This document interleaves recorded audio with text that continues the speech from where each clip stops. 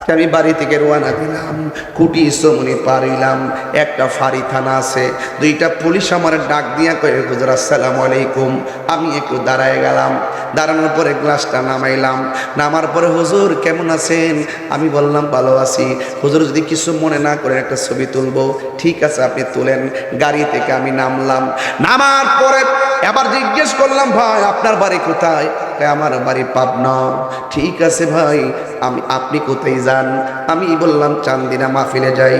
তো হুজুর যদি কিছু মনে না করেন, আমি আপনার গাড়ি দিয়ে একটু দেবিদ্বার পর্যন্ত যাইতে পারেননি। আমি বললাম কেন? আমি বললাম হ্যাঁ যেতে পারবেন। কই হুজুর একটু আগে শুনেছি দেবিদ্বারে একটা ছেলে একটা মা, ছেলে এবং মা সহকারে দুনিয়াতে অ্যাক্সিডেন্টে মারা গেছে, দুনিয়া থেকে বিদায় হয়ে গেছে।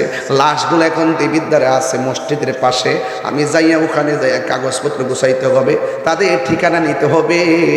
তখন আমি ওনার গাড়ির মধ্যে তুললাম, তোলার পরে রওনা দিতে দিতে দেবিদ্বারে আসলাম। আমি বুঝাইতে চেষ্টা করলাম একটা বাচ্চা, বয়স বেশি হয় নাই, মেয়েটা মহিলা তো জানতো না বাচ্চা সহকারে বিদায় হওয়া যাওয়া লাগবে। বিশ্বাসের কোনো বিশ্বাস নাই। আমি কথা বলতেছি এই মুহূর্তে একটা ব্যথা উঠে আমার মৃত্যু হয়ে যেতে পারে। আপনি রাতের বেলা ঘুমায় রয়েছেন, ঘুমের ঘরে আপনার কাছে আজরাইল আসতে পারে।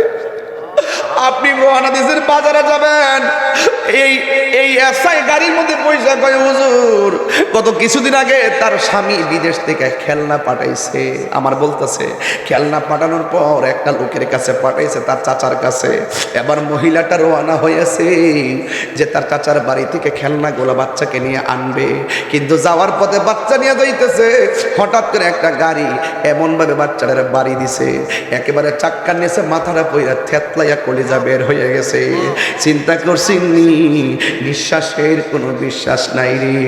কেউ আগে মরবে কে পরে মরবে জানে না। দৌলত দিয়া ঘাটের কথা তো বলে যান নাই। ঈদের দিবসে বাস নিয়ে গেল 40-45 জন মানুষ। আরে ফেরিঘাটে যাওয়ার পরে মাত্র 5 সেকেন্ডে এত বড় বাসটা 45 জন মানুষ নিয়ে 90 ফিট পানির নিচে চলে গেল। মানুষগুলা মারা গেল, কেউ জানে না এমন ভাবে মানুষ মারা যাবে। আমার বড় করে বাবা, নিঃশ্বাসের কোনো বিশ্বাস নাই। আজকেও এলাকা থেকে মারা গেছে বোধহয়। আল্লাহ যেন এদেরকে জান্নাতবাসী করে দিই।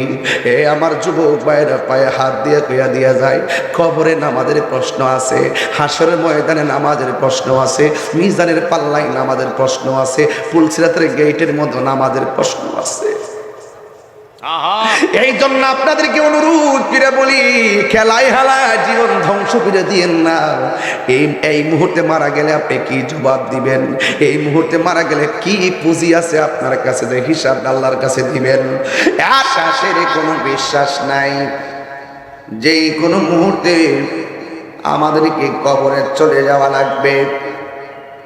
আমরা মনে করি মারা যাওয়ার পরে পুরি সব শেষ। না না, মারা যাওয়ার পরে সব শেষ নারী। সবচাইতে ভয়ঙ্কর একটা জায়গা, যেই জায়গার নাম হলো পুলসিরাত। নাম কি? নাম হইল পুলসিরাত। এই পুলসিরাত, সিরাত মানে হলো রাস্তা। এমন একটা রাস্তা হবে, ওই রাস্তাটা কিসের উপরে হবে জানেননি? জীবনে পানির উপরে ব্রিজ দেখেছেন, পানির উপরে সাঁকো দেখেছেন, পানির উপরে কালভার্ট দেখেছেন, পদ্মা সেতু হয়েছে, পদ্মা নদীর উপরে নির্মাণ হয়েছে। যমুনা সেতু দেখেছেন, যমুনা নদীর তীরে এটা নির্মাণ হয়েছে। মেঘনা নদী দেখেছেন, মেঘনা ব্রিজ দেখেছেন, মেঘনা নদীর উপরে এটা নির্মাণ হয়েছে। কিন্তু পুলসিরাতটা কোনো পানির উপরে নির্মাণ হবে না। পুলসিরাতটা নির্মাণ হবে আগুনের উপরে। এও আবার দুনিয়ার আগুন নারে, এই আগুন হবে জাহান্নামের আগুন। আল্লাহু আকবার কোনা গেলে কিসের আগুন? জাহান্নামের আগুন।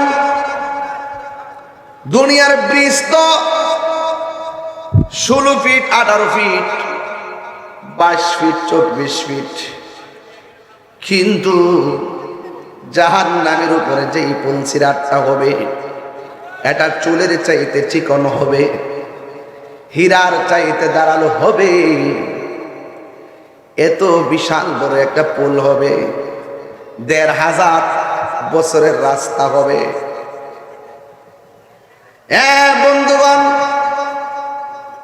15,000 বছরের রাস্তা হবে, বিশাল করে একটা রাস্তা হবে, যেই রাস্তাটা চুলের চাইতে চিকন, হীরার চাইতে ধারালো। নিচে থাকবে জাহান্নাম। দুনিয়ার আগুনের রং হলো লাল, আর জাহান্নামের আগুনের রং হবে কালো। আল্লাহ করবেন না। একদিন আমার নবী সাহাবায়ে কেরামদেরকে নিয়ে গল্প করছেন। আল্লাহর হাবিব সাল্লাল্লাহু আলাইহি ওয়াসাল্লাম সাহাবায়ে কেরামদেরকে নিয়ে আল্লাহর হাবিব তিনি কথা বলছেন। ওই মুহূর্তে বিকট একটা আওয়াজ শোনা গেল। সাহাবায়ে কেরাম ডাক দিয়ে কইলেন, ইয়া রাসূলুল্লাহ, ইয়া হাবিবাল্লাহ, নবী গো আমার, ও মায়ার নবী, দয়ার নবী, আমরা ওয়াজ শুনতেছি, শান্ত পরিবেশে ওয়াজ শুনতেছি, এমন বড় আওয়াজ তো কোনোদিন আমাদের কানে লাগে নাই। নীরব নিস্তব্ধ জায়গায় এত বড় আওয়াজটা কোথায় থেকে শোনা গেল? আপনারা জবান খুলে বলুন, আমার নবী জানার ক্ষমতা আছে না নাই? ইন্নাল্লাহা যাওয়ালিয়াল আরদু ফারাইতু মাশারিকাহা ওয়া মাগারিবাহা। আল্লাহর হাবিব বলেন, এই পৃথিবীটাকে আমার আল্লাহ এমন ছোট করে দিয়েছেন, আমি সব কিছু জায়গায় বসে থাকার ক্ষমতা আছে। আল্লাহর হাবিব বলেন, সাহাবীরা, এত বড় একটা আওয়াজ তোমরা শুনেছো, শুনে যাও। আজ থেকে প্রায় 70,000 বছর আগে, সুবহানাল্লাহ, আজ থেকে প্রায় 70,000 বছর আগে দুনিয়াটা যত বড়, এর চাইতে 70 গুণ বড় একটা পাথর আমার আল্লাহ জাহান্নামের মুখে ছেড়েছিল। এই পাথরটা জাহান্নামের নিচে পড়েছে, 70,000 বছর লেগেছে। এত কঠিন গভীরতা, জাহান্নামের আগুন, অন্ধকার। এই জাহান্নামের তলদেশে কে বাস করবে জানেননি? বাস করবে মুনাফিকরা। আল্লাহ রাব্বুল আলামিন কোরআনে বলেন, ইন্নাল মুনাফিকিনা ফি দারকিল আসফালি মিনান নার। আল্লাহ রাব্বুল আলামিন বলেন, ওই জাহান্নামের তলদেশে কে বাস করবে? একমাত্র মুনাফিকরা। জাহান্নামীদের পুষ যেই তলদেশে গিয়ে পড়বে, ওই জাহান্নামীদের পুঁজের মধ্যে নিক্ষিপ্ত হবে মুনাফিকরা। এখন প্রশ্ন করবেন, হুজুর, মুনাফিক অর্থ কি? আন-নিফাক থেকে নুন ফা কফ, নুন ফা কফ, জিনসে সহি। বন্ধুগণ, ওই মুনাফিকের অর্থ, আন-নিফাক মানে হলো কপটতা, মুনাফিক মানে হলো দ্বিমুখী নীতি অবলম্বনকারী। মুনাফিক যারা এখানে এক কথা ওখানে আরেক কথা বলে, মুনাফিকদের আলামত হলো 3টি। 1 নম্বর, সে কথা বললে মিথ্যা বলবে। 2 নম্বর, ইজা ওয়াদা আখলাফা, সে ওয়াদা করলে খেলাফ করবে। 3 নম্বর, ইজা তুমিনা খানা, সে যখন আমানত রাখবে, তার কাছে আমানত রাখা হবে, আমানত রেখে খেয়ানত করবে। আর একটা হাদিসের মধ্যে সেদিন পড়েছি ব্রাহ্মণপাড়া ওয়াজের গবেষণায়, সারা জীবন পড়লাম মুনাফিকের আলামত, আয়াতুল মুনাফিকের সালাসা, মুনাফিকদের আলামত হলো 3টি। আর এখন শুনতেছি মুনাফিকদের আলামত একটা হাদিসে পাইলাম 4টি। কয়টি? 4টি। গবেষণা শেষ নেই, গবেষণা। 1 নম্বর কথা বললে মিথ্যা বলে, 2 নম্বর ওয়াদা করলে খেলাফ করে, 3 নম্বর আমানত রাখলে খেয়ানত করে, আর 4 নম্বর হলো নামাজ কালাম পড়ার সময় এমন একটা বাপ ধরে মনে হয় যেন তার নামাজের বাবে সাহাবায়ে কেরাম ফেল। শুধুমাত্র তাই নয়, নামাজ পড়ে তো পড়ে, অসুবিধা নাই, আল্লাহর জন্য পড়ে। আবার দোকানে দোকানে হাইটটা হাইটটা কয় আমি নামাজি, আমি মুসল্লি। হ্যাঁ, আমি মুসল্লি, আমি নামাজি, অহংকার করে। আমি নামাজ পড়ি, রোজা রাখি, তুই কি করস? আমি মুসল্লি, 5 ওয়াক্ত নামাজ পড়ি, জামাত দেখায়। আল্লাহ রাব্বুল আলামিন কোরআনের মধ্যে বলেছেন ফাওয়াইলুল লিল মুসাল্লিন, নামাজ পড়ো মানুষ দোজখের মধ্যে যাবে। কেন? আল্লাযীনা হুম আন সালাতিহিম সাহুন, যারা নামাজের ব্যাপারে উদাসীন, নামাজ পড়া পড়া কয় আমি নামাজি, আমি মুসল্লি। দরবা হাসর মাঠে আইতাছি, পুলসিরাতটা হবে জাহান্নামের উপরে, চুলের চাইতে চিকন হবে, হীরার চাইতে ধারালো হবে। আল্লাহ বলবেন পার হও। সবাই ওই পুলসিরাতের গোড়ায় চলে যাবে। হিন্দুরাও সেখানে যাবে, খ্রিস্টানরাও সেখানে যাবে,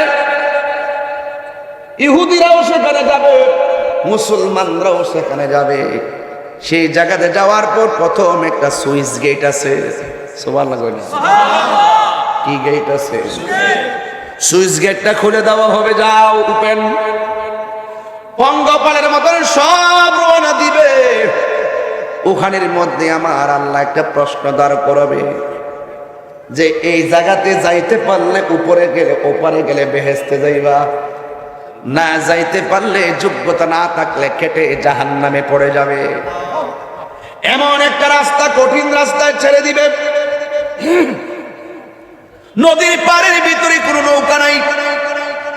যদি আপনাকে বলা হয়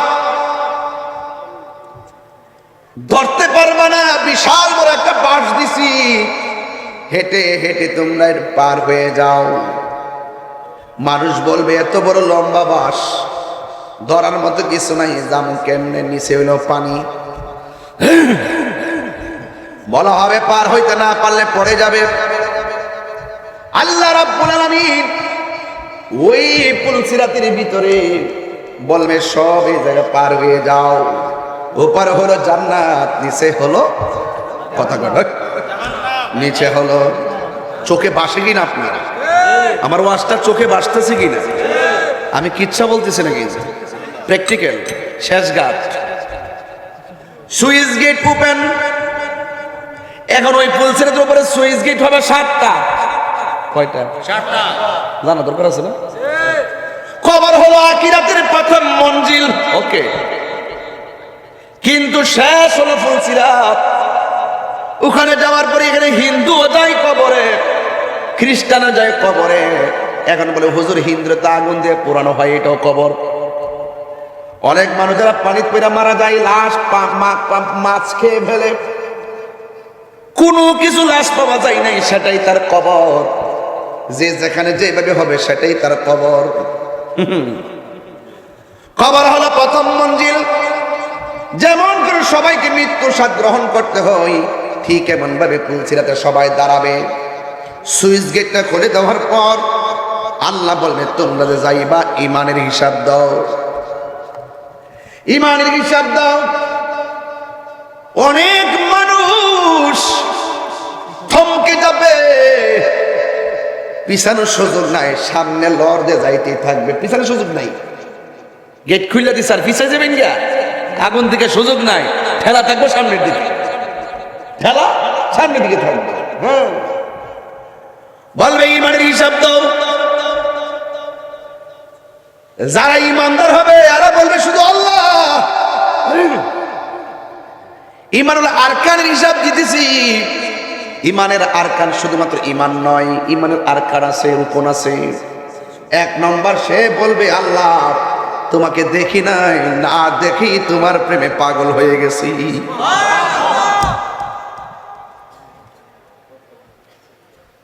তোমার বন্ধু নবীর কথা আমরা নিঃশর্তে মেনে নিয়েছি। ইমানদার পাওয়ার সেখানে কম না বেশি? ও আল্লাহ তোমার উপর ঈমান এনেছি কেন? একটা মাত্র কারণে, ও আল্লাহ তুমি আমাদের খালেক, তুমি আমাদের মালিক। আমরা মাখলুক, আমাদের ঘুম আছে, আমাদের তন্দ্রা আছে, আমাদের নিদ্রা আছে। তুমি খালেক, তন্দ্রা নাই, নিদ্রা নাই। তোমাকে মেনেছি, তোমাকে মেনেছি, তোমার ইবাদত করেছি, তোমার সঙ্গে কাউকে শরীক করি নাই। একমাত্র তোমার কাছেই মাথা নত করেছি, আর কারো কাছে মাথা নত করি নাই। জবানটা খুলে বলুন সাজদা পাওয়ার মালিককে। এ বাবা রে, ও বড় করো এর বাবা, আল্লাহ ছাড়া আমরা কাউকে সাজদা দেয় না। আজকে বহুত আছে মানুষ আমাদেরকে শিরিকের ফতোয়া দেয়, বেদাতি বলে ফতোয়া দেয়, মাজার পূজারে বলে ফতোয়া দেয়। আছে না?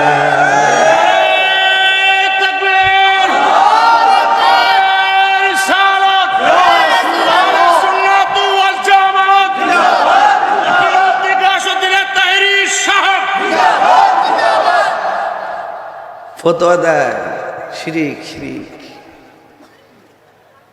অথচ সারা জীবন দেখলাম যারা পহেলা বৈশাখের শোভাযাত্রাকে শিরিক বলছে, আজকে দেখলাম তারা কি সুন্দর কইরা কইরা শোভাযাত্রা পালন কইরা কয় পিরিত পিরিত পিরিত। মুনাফিক মুনাফিক। এই কথাগুলো আমরা বলতাম। সারা জীবন যারা বলছে শিরিক, সারা জীবন যারা বলছে নাজায়েজ, মঙ্গল শোভাযাত্রা এবং বৈশাখী শোভাযাত্রা হারাম, শিরিক, বেদাত, নাজায়েজ, আজকে দেখলাম তারা মহা ধুমধামের অন্তলি খেলা খেলেছে। ইসলামের পবিত্র ঈদে মিলাদ যদি জুলুস করি তখন তারা বেদাতের ফতোয়া দেয়। কথা বলেন ঠিক কিনা?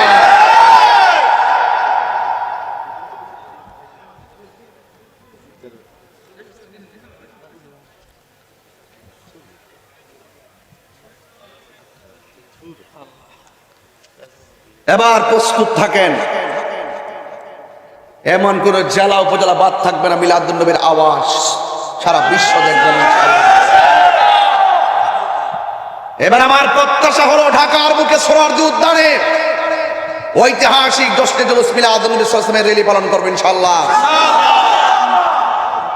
কেউ যদি প্রতিবন্ধকতা হয়ে দাঁড়ায়, প্রয়োজনে সেখানে আমরা জবাব দিব। তখন তাদেরকে আঙ্গুল দিয়ে দেখিয়ে দিব, পহেলা বৈশাখের নামে তোমরা যে শোভাযাত্রা করলা, আমরা যখন মিলাদুন নবী সাল্লাল্লাহু আলাইহি ওয়াসাল্লামে আমরা যখন মদিনার গম্বুজ বানিয়ে জুলুস করি, তোমরা ফতোয়া দাও। আজকে দেখলাম পয়লা বৈশাখের নববর্ষে দেখলাম তোমরা মিনার বানিয়ে, মিম্বর বানিয়ে করতেছে, করো, অসুবিধা নাই। আমরাও চাই যে কোনো র্যালি, যে কোনো মিছিল হালাল পন্থায় ইসলামের রীতিনীতি অনুসরণ করে করো, আমাদের আপত্তি নাই। কিন্তু তোমরা সারা জীবন বলছিলা এই পয়লা বৈশাখের নামে এইরকম র্যালি করা এটা দিল্লি এবং ভারতের সংস্কৃতি, তাই এবার তোমরা কেন করেছো? তোমরা জাতীয় মুনাফিকের পরিচয় দিয়েছো।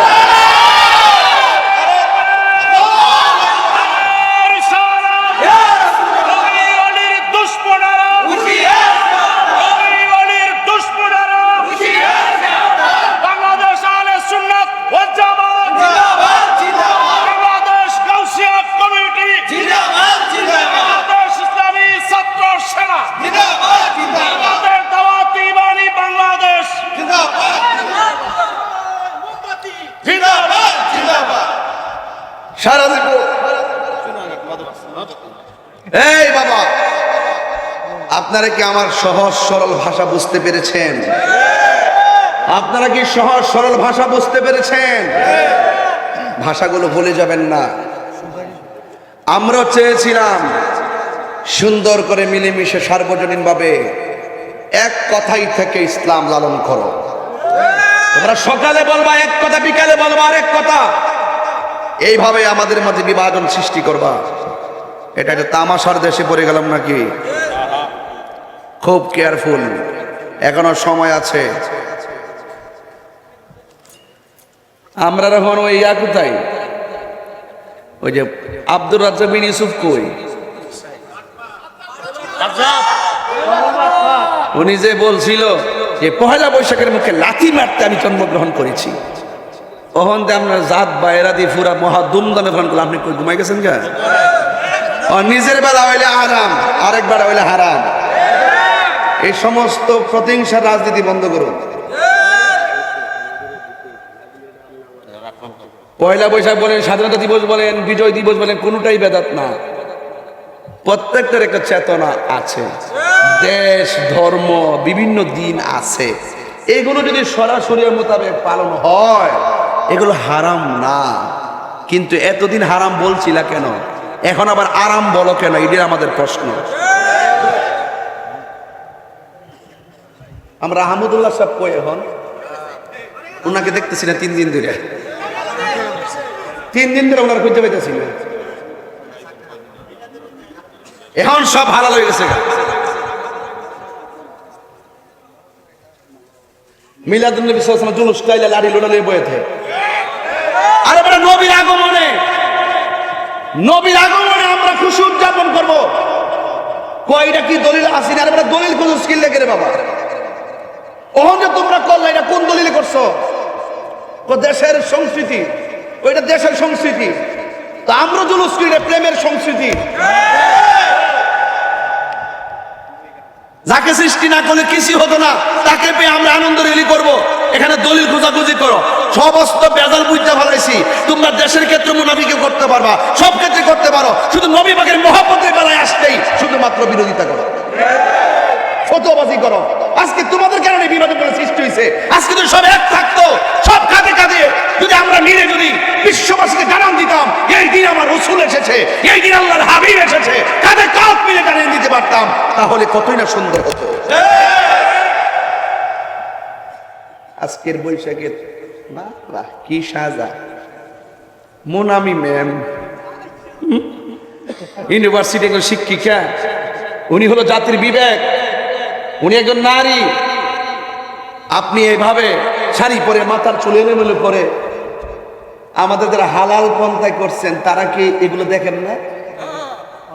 হ্যাঁ, এখন কানা এখন সব যাই দিয়েছে। সামনের ব্যানারে হুজুররা না, পিছনের ব্যানারে হুজুররা, সামনের বাজারে নারীরা। বাইতুল মোকাররমের জায়গায় জীবনে কোনদিন মহিলারা দাঁড়ায় ওখানে মিছিল করতে পারে নাই। সেই জায়গার মতো জায়গার ভিতরে আপনারা সামনে নারী থেকে রাখলেন, পিছনে আপনার হুজুররা দাঁড়াইলেন। আপনাদের লজ্জা থাকা দরকার। বিগত দিনে নারীদেরকে নিয়ে কত কুৎসারণা করছেন আপনারা, নারীদের ব্যাপারে কত খারাপ খারাপ মন্তব্য করেছেন আপনারা। এখন সিয়ারের জন্য সব জায়গায় গেল না। আমরা মা বোনদেরকে মূল্যায়ন দেখে বলছি, মা বোনরা মা বোনদের মতো শালীনভাবে থাকবে, আমাদের আপত্তি নাই। আপনাদের আমরার মতো মোল্লাদের এই যে মুনাফিকের কারণে আজকে অনেক ধরনের সমস্যা কেবল শুরু হয়েছে, আরো দেখবেন কত কামড়া কামড়ি শুরু হয়। এদিন আমি বলছিলাম যারা বলে আমরা মাজারে গিয়ে সেজদা করি, এদেরকে বলছিলাম, এই জন্য চলে গেছি। ওরা বারবার জাতিকে বিভ্রান্ত করেছে, ওরা বারবার মানুষকে ধোঁকা দিয়েছে, মিসগাইড করেছে, মিথ্যা বলেছে, অপবাদ দিয়ে কথা বলেছে। সুন্নিদের সুমহান জায়গাকে কলুষিত করার জন্য রাষ্ট্রতন্ত্রের গুরুত্বপূর্ণ জায়গা থেকে আমাদের আহলে সুন্নাত ওয়াল জামাতকে মাইনাস ফর্মুলায় রেখে ওরা সাক্ষ্যসূত্র হাজির করার জন্য চেয়ারের লোভে একমাত্র এতদিন বিগত দিনে আন্দোলন করেছে, সংগ্রাম করেছে। এখন এত বড় ইস্যু আছে, এই দেশের ইস্যু, দেশের ক্রাইসিস মুভমেন্ট, এই মুহূর্ত তাদের কোনো আওয়াজ নাই। বুঝতে গেলে তারা সারা জীবন যা করছে একমাত্র চেয়ারের জন্য আর বান্ডেলের জন্য।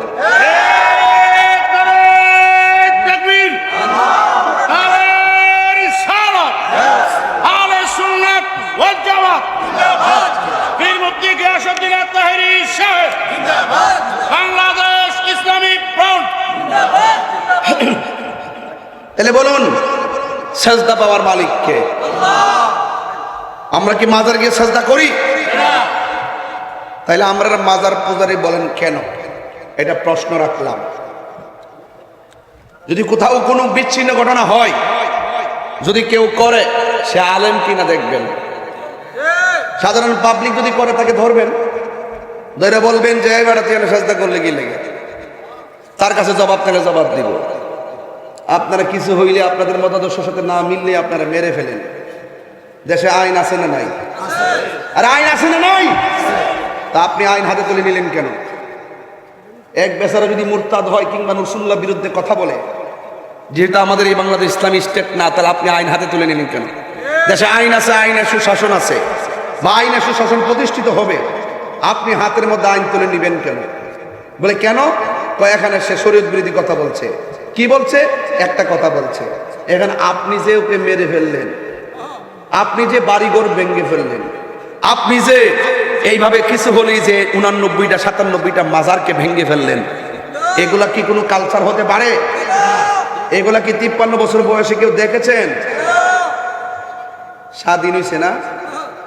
কবর থেকে লাশ তুলে আগুন দা ফিরালাম, স্বাধীন হয়েছে। এই আল্লাহর ওয়াস্তে মুনাফিকি ছাড়েন, এই মুনাফিকি গুলো ছাড়েন, সোজা রাস্তায় আসেন। আপনাদের চরিত্রটা আমরা সব জানি। এই জন্য জবান খুলে বলুন, বলছে রাতের প্রথম গেটের মধ্যে ঈমান নিয়ে জিজ্ঞাসা করা হবে।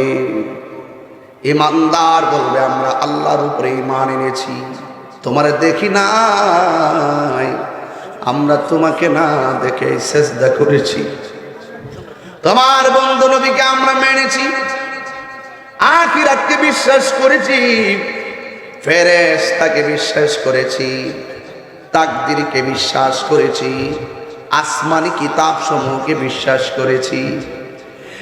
এরপরে আমার আল্লাহ সন্তুষ্ট হয়ে যাবে, প্রথম গেটটা অতিক্রম করে দ্বিতীয় গেটে যাবে। যাওয়ার পরে আল্লাহ বলবেন তোমরা যে আমার গোলামি করেছো, ওযু কিভাবে করেছো, ওযুর হিসাব দাও। ওযু ওযু ওযু আমরা দুনিয়ার মধ্যে ওযু করি তাড়াহুড়া করে, অথচ ওই সুইচ গেটের মধ্যে জিজ্ঞাসা করবে ওযু সম্পর্কে হিসাব দাও। আমরা ওযু করি কি করি না?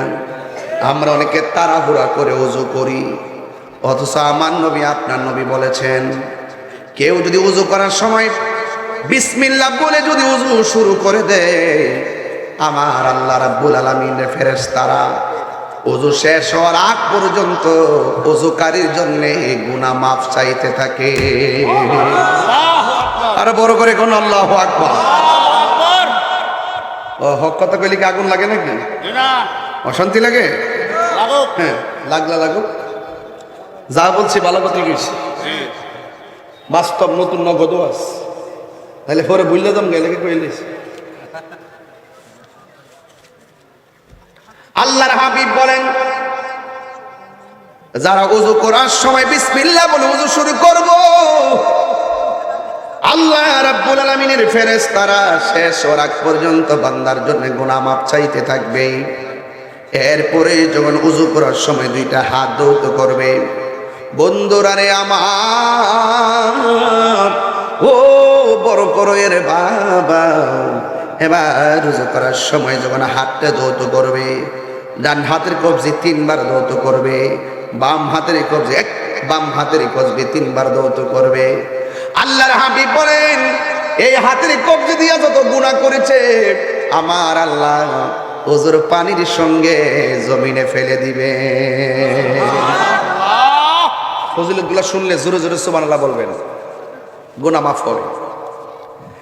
এরপর আল্লাহর হাবিব বলেন কেউ যখন ওযু করার সময় তারতিবের সঙ্গে মুখের মধ্যে পানি দিবে, গড়গড়া করে করি করবে, আমার আল্লাহ রাব্বুল আলামিনের হাবিব বলেন হে উম্মতের দল, তোমরা যখন কুলি করো গড়গড়া করে পানিটা ফালাও, আমার আল্লাহ রাব্বুল আলামিন তোমার জবান দিয়া যত গুনাহ করেছো সব গুনাহগুলো মাটির মধ্যে ঝেড়ে ফেলে দিবে।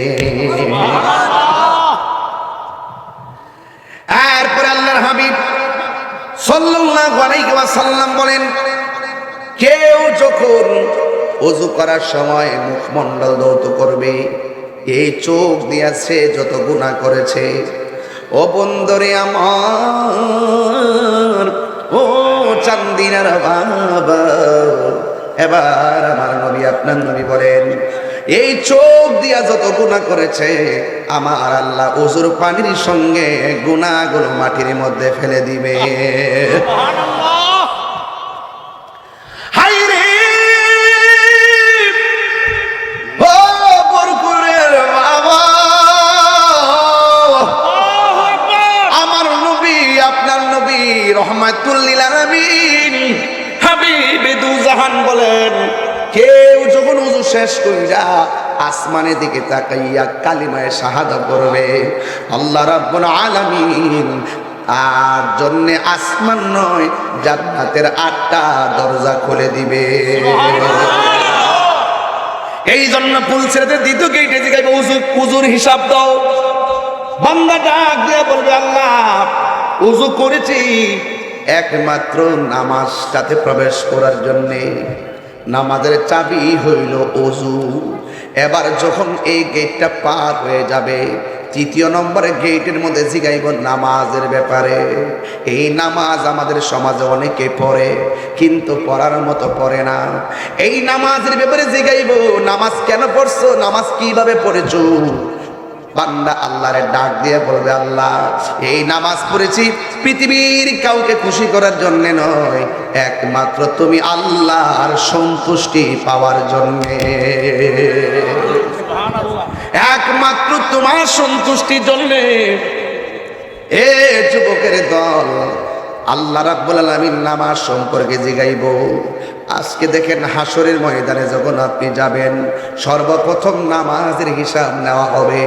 আর পুলসিতে ঘাটে গেলে 3 নম্বরে নামাজের কথা ধরবে, আবার কবর গেলেও নামাজের কথা ধরবে। আল্লাহর হাবিব বলে, কবরের ভিতরে বেনামাজি যারা হবে এদেরকে 3টা আযাব দেওয়া হবে। এর মধ্যে 1 নম্বর আযাব হলো কবরের ভিতরে যাওয়ার পরে, 1 নম্বর আযাব হলো কবরের মাটি দুই পাশে চলে যাবে। 2 পাশে যাইয়া এমন জোরে চাপা মারবে গো, একেবারে ডান পাশের হাড্ডিগুলি বাম পাশের হাড্ডির ভিতরে ঢুকে যাবে, বাম পাশের হাড্ডিগুলো ডান পাশের হাড্ডির ভিতরে ঢুকে যাবে। ওই কবরে বেনামাজি বলবে, আল্লাহ ও আল্লাহ, এই কবরের ভিতরে বেনামাজি হইয়া আসলে এত কঠিন আযাব হবে, যদি জানতাম কোনোদিনও নামাজ ছাড়তাম না।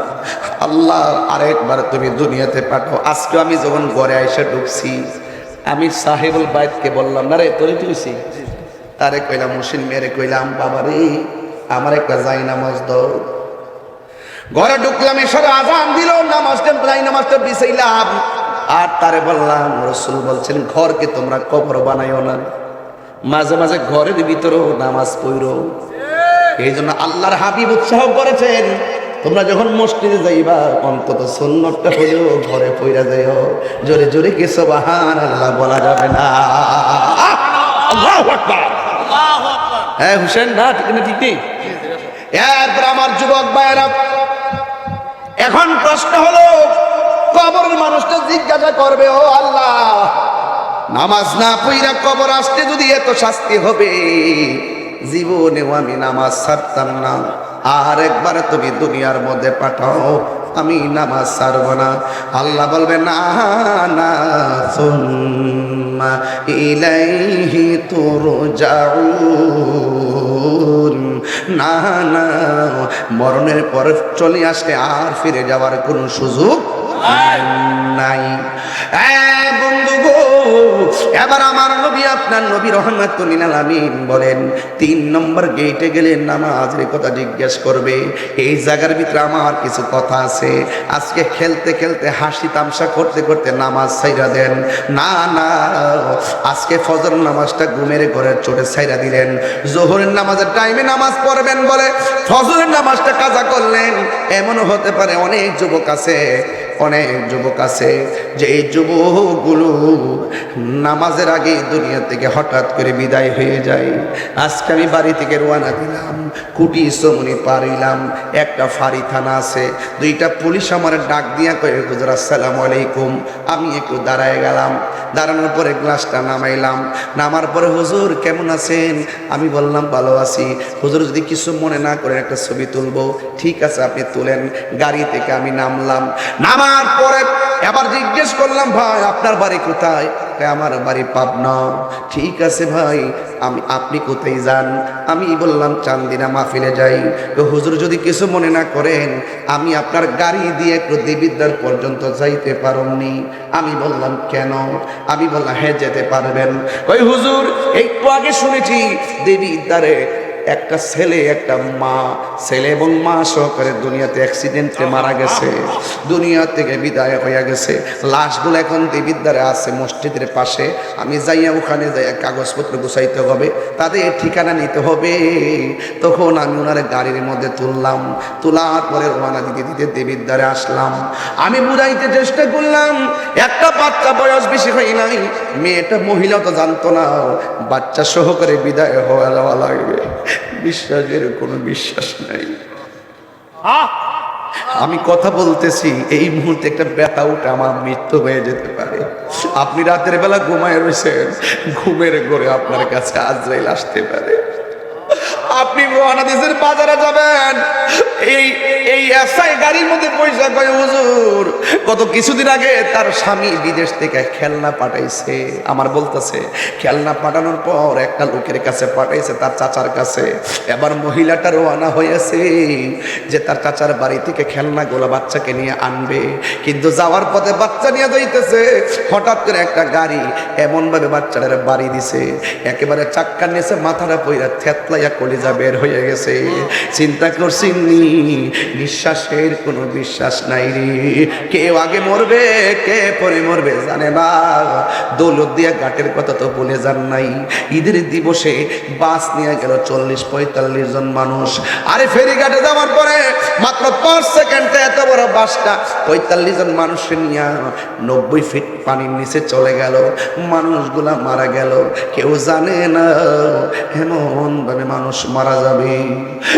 আমার বড় করে বাবা, নিঃশ্বাসের কোনো বিশ্বাস না। আজকেও এলাকা থেকে মারা গেছে বোধহয়, আল্লাহ যেন এদেরকে জান্নাতবাসী করে রে। এ আমার যুবক ভাইরা পায়ে হাত দিয়ে কইয়া দিয়া যায়, কবরে নামাজের প্রশ্ন আছে, হাসরের ময়দানে নামাজের প্রশ্ন আছে, মিজানের পাল্লায় নামাজের প্রশ্ন আছে, ফুলসিরাতের গেটের মধ্যে নামাজের প্রশ্ন আছে। এই জন্য আপনাদেরকে অনুরোধ করে বলি, খেলায় হালায় জীবন ধ্বংস করে দিয়েন না। এই মুহূর্তে মারা গেলে আপনি কি জবাব দিবেন? এই মুহূর্তে মারা গেলে কি পুঁজি আছে আপনার কাছে, যে হিসাব আল্লাহর কাছে দিবেন? এরপরে আমার নবী বলে উম্মত নামাজের ব্যাপার আল্লাহ জিগাইব। এবার প্রেমিকরা বলবো আল্লাহ নামাজ পড়ছি জান্নাতের আশায় পড়ি নাই, নামাজ পড়ছি একমাত্র তোমাকে পাওয়ার আশায়, হাজিরা দিছি একমাত্র তুমি আমার রব, তুমি আমাদের সব, এই জন্য আমি হাজিরা দিয়েছি। আল্লাহ রাব্বুল আলামিন অন্তর খবর জানে, এখানে 2 নম্বরই কথা বলার সুযোগ নাই। আমি হজ করছি, আমি হাজি বলার সুযোগ নাই। আল্লাহ কইবে তুই তো হজ করস নাই রে, তুই একমাত্র হজ করছস মানুষের তোরে হাজি কইবার লাগা, তুই নামাজ পড়ছস মুসল্লি কইবার লাগা। আল্লাহ যখন অন্তর খবর সাথে জবানের সাক্ষী মিলে যাবে, আল্লাহ বলবে যাও, 3 নম্বর সুইচ গেট খুলে দেওয়া হবে, 4 নম্বর সুইচ গেটে যাবে।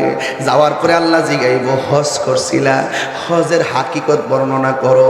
ও আল্লাহ খানায় কাবা দুললাম তোমার জন্যে, তাওয়াফ করলাম তোমার জন্যে, সাফা মারওয়া তোমার জন্যে, হুকুম হাকাম তোমার জন্যে, পাথর মারলাম তোমার জন্যে, পাথর মারলাম তোমার জন্যে, কুরবানি করলাম তোমার জন্যে, আমার জীবন তোমার জন্যে, আমার মরণ তোমার জন্যে, আমার নামাজ তোমার জন্যে, আমার হজ হজ তোমার জন্য আল্লাহর কাছে এমন ভাবে ঢক ঢক করে তার উত্তরগুলা দিয়ে দিবে, পুলসিরাতের উপরের ভিতরে একটা কম্পন তৈরি হয়ে যাবে। বান্দা বলে কি, বান্দা বলে কি, আমার আল্লাহর জৌল সেদিন কায়েম হয়ে যাবে। এখন হজের কথা আমার দেশের ভিতরে অনেক কষ্ট লাগে, অনেক মানুষ আছে তারা হজের মধ্যে যায়, যায় যায় শুধুমাত্র সেলফি তুলতে ব্যস্ত হয়ে যায়। এইগুলা করবেন না রে বাবা। যাবেন হজে যায় অন্তত পক্ষে একটু ভিডিও করতে পারেন, মা বাবার দেখাইতে পারেন, কিন্তু চূড়ান্ত মুহূর্তে প্রেমের সময় মোবাইলে আসক্ত হবেন না, প্রেম গোপন থাকবে।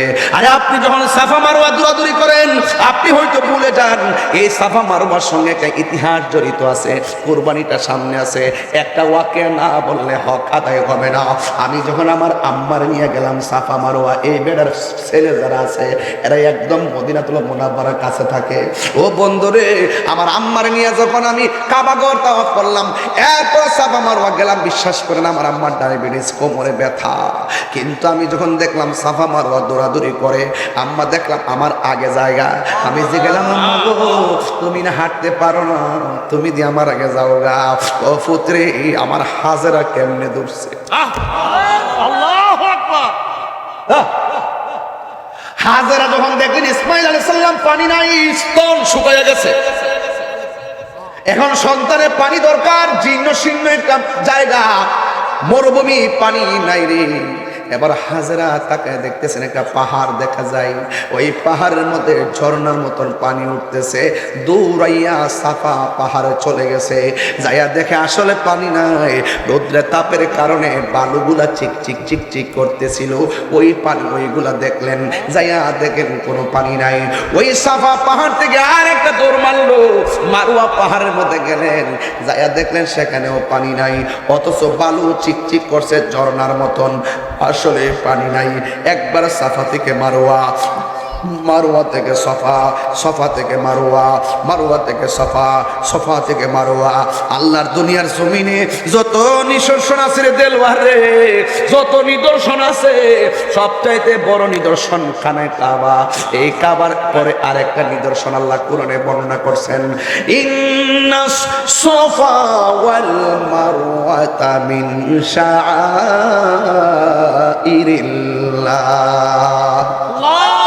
নিশ্চয় সাফা এবং মারওয়া আল্লাহর নিদর্শন সমূহের মধ্যে দুইটা নিদর্শন।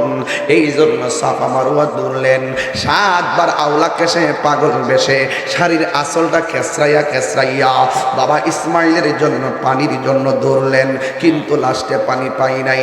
না পাইয়া মা হাজেরা দুইটা হাত আল্লাহর কাছে বাড়ায়া কয়, আল্লাহ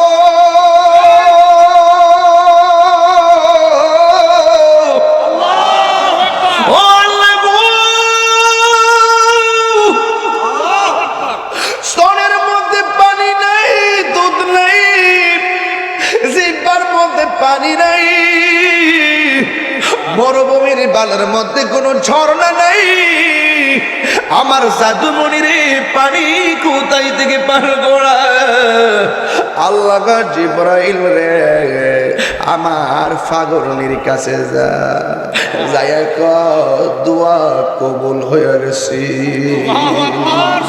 দৌড়াইয়া সন্তানের কাছে গেল, যাইয়া দেখে মরুভূমির বালু, যেখানে শুয়ে আনছিল হযরতে ইসমাইল আলাইহিস সালামকে, পা গুলা লড়াইতাছে রে, পায়ের গোড়ালি থেকে আমার আল্লাহ শুষ্ক মরুভূমির বালুর নিচ থেকে ঝর্ণার পানি উতলাইয়া বের করে দিয়েছে।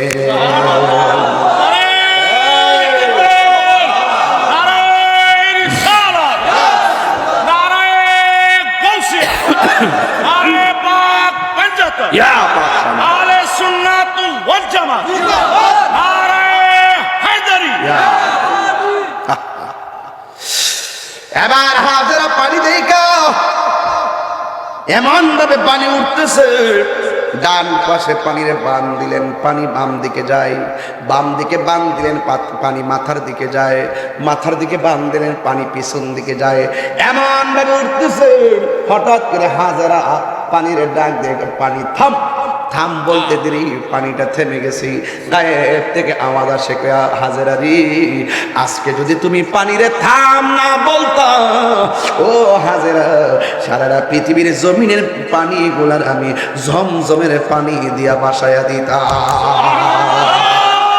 ডাবের পানি বলো, পুকুরের পানি বলো, টিউবওয়েলের পানি বলো, বোতলের পানি বলো, সব পানি দাঁড়ায়া পান করা হারাম।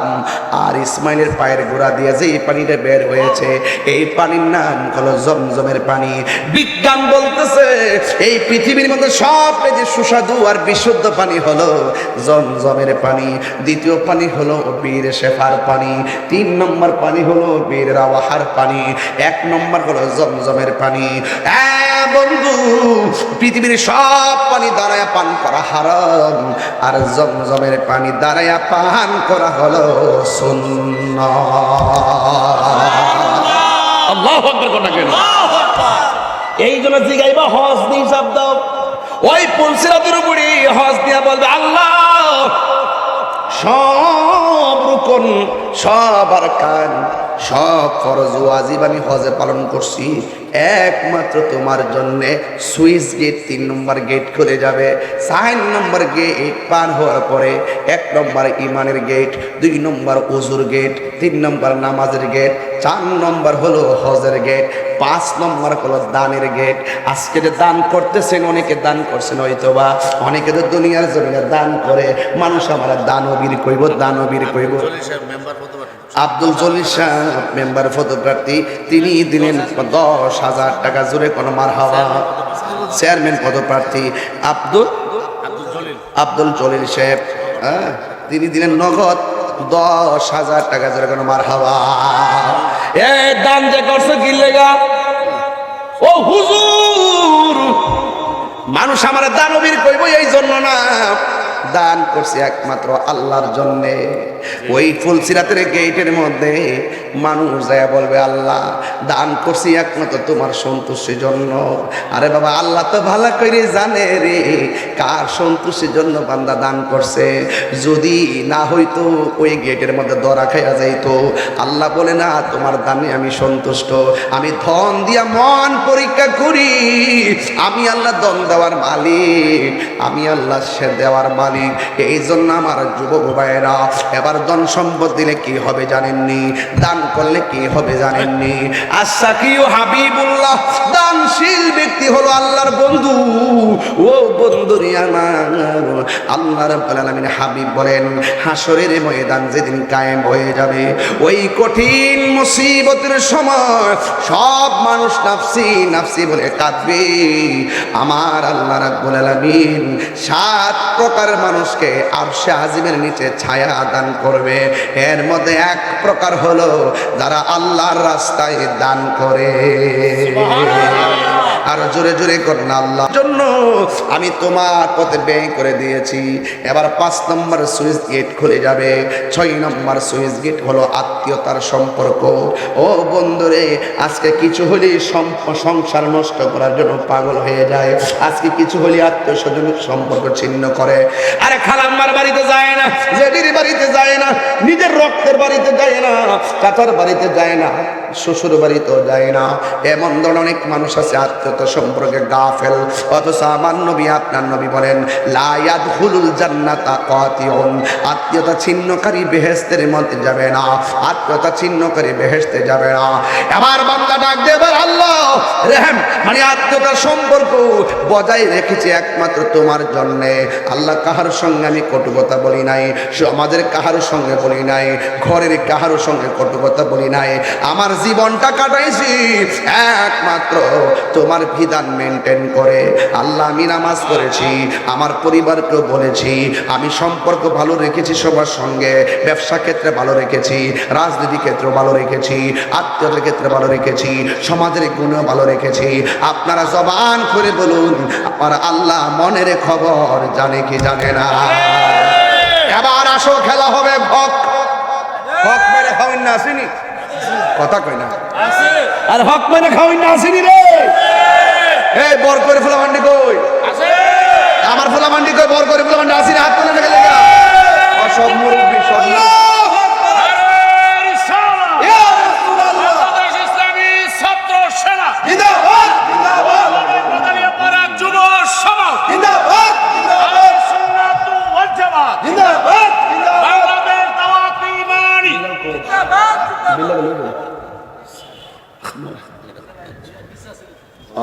আছে ঠিক আছে বিলাল ওই ইয়ার নিয়ে যাও ওই যে দোলার বাইরে যান যান যান আল্লাহ আকবার কোন কি লাগে আমার কথা কি রাগ করতেছেন বাইটা মরে গেলে গা বাতিজার হক মাইরা খেপে গা সাসা রেডি হয়ে যায় কথা সঠিক নেই বাবা এর বাইরের বউটা যা আসিন বাইটা মরার পরে যে বাইরের বউটা আসিন এটারে কুত্তা বিল্লা মূল্যায়ন করে না বাতিজাইত্রীর কুত্তা বিল্লা মূল্যায়ন করে না সম্পদ দখল করে খায় হক মাইরা খায় আসিনে আসিনে আসিনে আসিনে এই হক মাইরা খায় আল্লাহ বলছেন আমি দুইটার গুনাহ মাফ করতাম না এক নম্বর যারা আমি আল্লাহর সঙ্গে শরিক করে আর দুই নম্বর যারা হক মেরে খায় বান্দার হক মাইরা খাওয়াই না লোক আছে না নাই আসিনা আপনার এলাকা গামলা বইরা খাওয়াই না আসেনি সাবধান হক মাইরা খাইবেন দেখবেন ফুলসেরাতে আটকায় যাইবেন খবরদার বাপের ঘরে সন্তান হইছেন জুলুম করেন না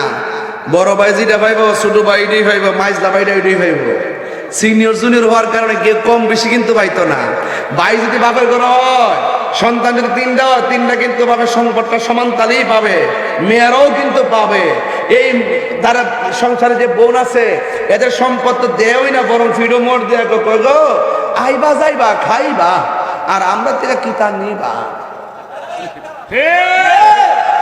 কথা ঠিক আছে নি কথা ঠিক আছে নি হাসতে হাসতে বইনের ভিডিও মোর দালাইছ বইনার বাইরের কারণে কিছু কন আর কি না কইলো যদি মনে মনে গিটটা দিয়া রাখে কবাদি যায় মনে রাখবা ফুল ছেড়ে গেলে উপায় থাকতো না কথা কোন ঠিক না বেটে রাসূল বলছেন আল্লাহ সব মাফ করে দিবে ইচ্ছা করলে কিন্তু যারা আল্লাহর সঙ্গে শরিক করে যারা বান্দার হক মাইরা খায় শুধু সন্তান হিসেবে না আপনি যে আরেকবারে হক মাইরা খান আপনি কিন্তু ধরা খেয়ে যাবেন এই জন্য আওয়াজ করে বলুন হক মাইরা খাবো আমরা আরো জোরে আরো জোরে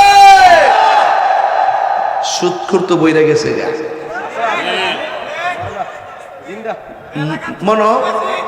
মনো একবারে বেস্ত টিকেট লিছে রাখি একবারে এমন ভাবে খা ফুল ফুল গরিবের ফেরত লাতি দিয়া খাইনি খাইনি খাইনি এখন বলুন সুদ খাওয়া কি হালাল না হারাম এই হারামের পক্ষে কে কে আছেন হাত তোলেন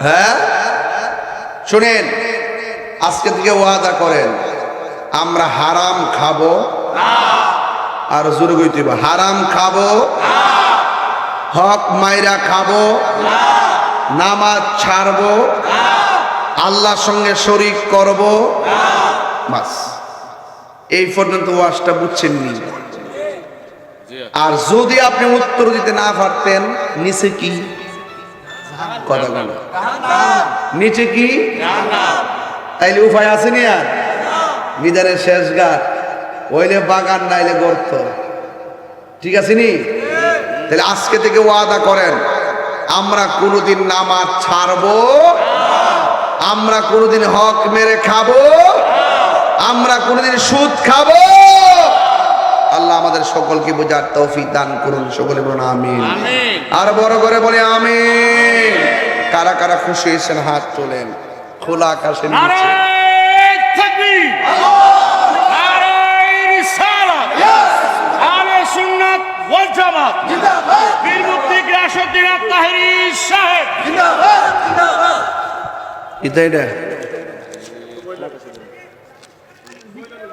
আজ আবার তো প্রশ্ন মশ্ন বাদ অতলা প্রশ্ন করিস না অর্ধেক কথা কইলেছি সুদ করবে অর্ধেক কথা কইলেছি আল্লাহ আকবার জোরে কন আওয়াজ করে বলুন আমরা হালাল খাবো হালাল হারাম তবে দুইটা কথা সিয়ন কথা কয়ে দিয়া যায়